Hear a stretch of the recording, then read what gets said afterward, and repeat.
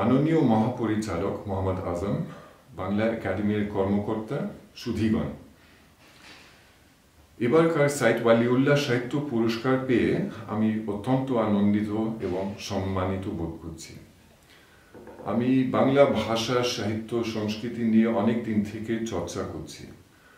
পুরস্কারটির সঙ্গে সাইদ ওয়ালিউল্লাহর নাম যুক্ত, সেটা আমার জন্য বিশেষ খুশির আর গর্বের ব্যাপার। বাংলাদেশের এই মহান লেখকের সঙ্গে আমার নামটা জুড়ে যাওয়া আমার জন্য মামুলি ঘটনা নয়। প্রায় 30 বছর আগেই তাঁর লেখার প্রতি আকৃষ্ট হয়ে তাঁর একটা গল্প আমার মাতৃভাষা জার্মানি অনুবাদ করি এবং তখনকার বাংলা একাডেমিরই একজন কর্মকর্তা মোশাররফ হোসেনকে আমি কথা দিই যে একদিন সাইদ ওয়ালিউল্লাহর চাঁদের অমাবস্যা উপন্যাসেরও একটা জার্মান সংস্করণ প্রকাশ করব।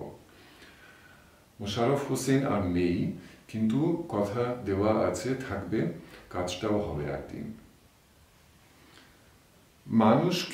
মনুষ্য সমাজকে দেখা বলতে গেলে মানে ঠিকভাবে দেখা, তলিয়ে দেখা, এই দেখাটা সহজ ব্যাপার নয়। সাইদ ওয়ালিউল্লাহর মতো লেখক লেখিকা হচ্ছেন মানুষকে তলিয়ে দেখার রূপকার আর আমাদের পথ প্রদর্শক। যেমন লাল সালু উপন্যাসকে ধরা যাক। লাল সালু সাইদ ওয়ালিউল্লাহর সবচেয়ে নাম করা বই, যার জার্মান অনুবাদ 1977 সালে পূর্ব জার্মানিতে বেরিয়েছিল।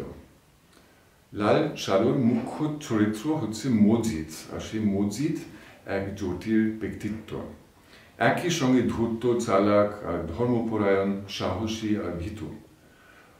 অথবা চাঁদের অমাবস্যার যুবক শিক্ষক, লাজুক, সচেতন, জেদি, আবার সেও একই সঙ্গে সাহসী আর ভীতু।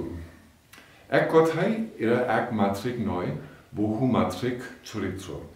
E.M. ফস্টারের পরিভাষায় ফ্ল্যাট আর রাউন্ড, সোজা আর জটিল চরিত্র যাকে বলি।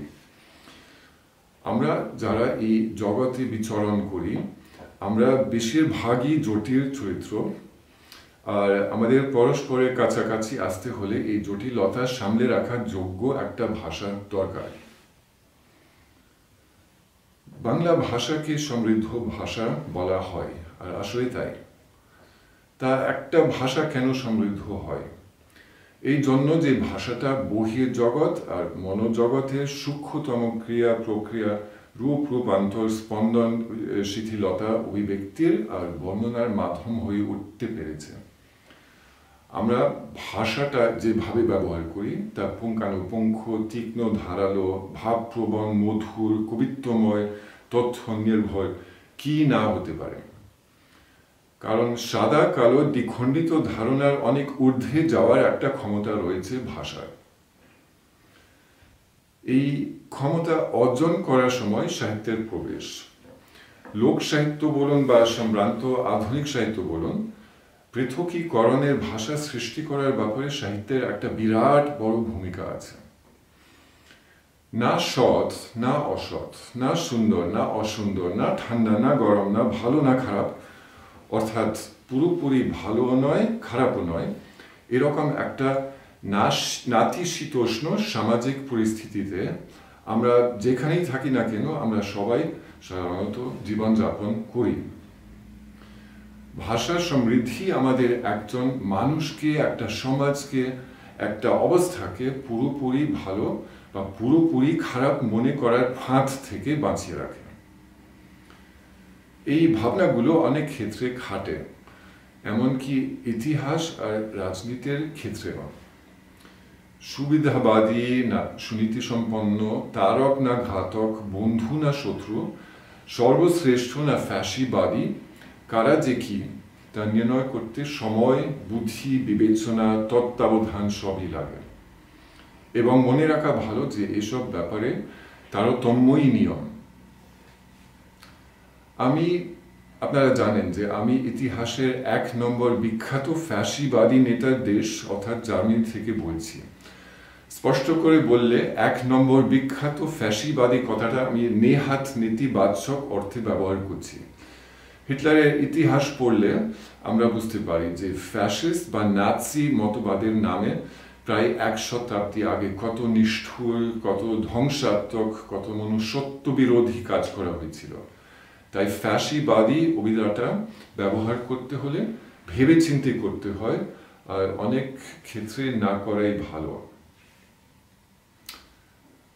আমার দেশের অবস্থাকে এই মুহূর্তে হয়তো ঠিক সংকটাপন্ন বলা যাবে না, কিন্তু অর্থনৈতিক মন্দা, ইমিগ্রেশন নিয়ে সামাজিক অশান্তি, জলবায়ু পরিবর্তনের দুশ্চিন্তা, এসব বিষয় নিয়ে নানা টানাপোড়েন সৃষ্টি হয়েছে। এই সম্প্রতি নির্বাচন হয়েছে, চরম ডানপন্থীরা আগের তুলনায় 2 গুণ ভোট পেয়েছে এবং আমরা দেখছি সরকার গঠন হয়তো খুব একটা সোজা কাজ হবে না। জনসাধারণের ভিতর অনিশ্চয়তার ভাব বেশ প্রকটভাবে টের পাওয়া যায়। বাংলাদেশেও দেখছি গত জুলাই অগস্টের গণ অভ্যুত্থানের পর নানা সামাজিক ক্ষেত্রে একটা প্রবল অনিশ্চয়তা বোধ কাজ করছে।